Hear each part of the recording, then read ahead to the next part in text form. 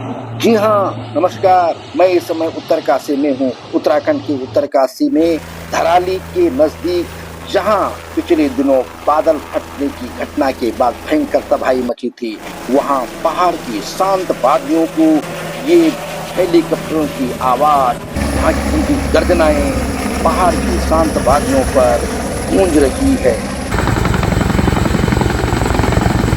जी हाँ, उत्तरकाशी और गंगोत्री के बीच धराली में पिछले दिनों क्षीर गंगा के ऊपर बादल फटने से मची तबाही के बाद वहां पर हेलीकॉप्टर की आवाजाही हुई है और हेलीकॉप्टर की ये गर्जनाएं पहाड़ के जिगर को छेद रही है, पहाड़ की शांति को भंग कर रही हैं, लेकिन राहत और बचाव के लिए इनकी गर्जनाएं जरूरी है।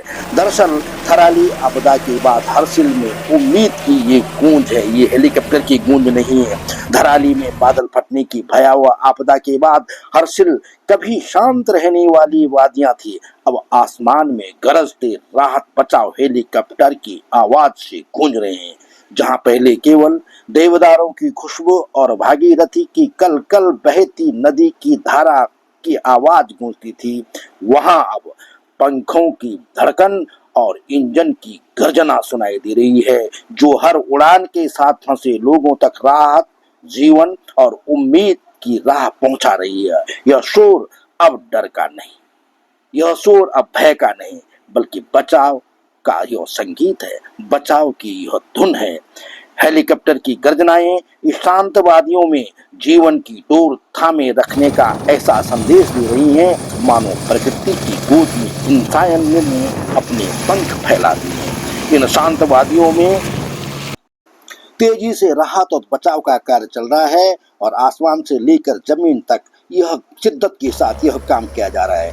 आसमान में जहां CH-47F चिनूक हेलीकॉप्टर भारी सामान लेकर आपदा स्थल पर पहुंच रहे हैं, वहीं MI-17 और एडवांस लाइट हेलीकॉप्टर्स ALH आपदा में फंसे लोगों को बाहर निकाल रहे हैं। देखिए, ये सेना का विमान है जो राहत और सामग्री लेकर के उत्तरकाशी में चिन्याली सौर की हवाई पट्टी पर उतरा है।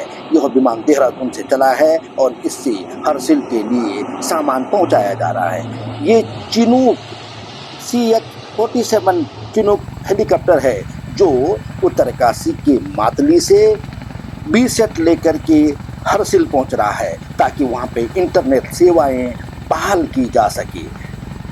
देखिए, ये MI हेलीकॉप्टर के जरिए वहाँ फंसे लोगों को उत्तरकाशी लाने का प्रयास किया जा रहा है। इनके जरिए वहाँ जो आपदा में फंस गए थे लोग, उन्हें उत्तरकाशी ला करके देहरादून और जो उनके गंतव्य स्थल तक वहाँ तक पहुँचाया जाएगा। हेलीकॉप्टर के इन गर्जनाओं के शोर में गोमुख से निखरने वाली भागीरथी नदी की कल कल की आवाज़ अब दब गई है।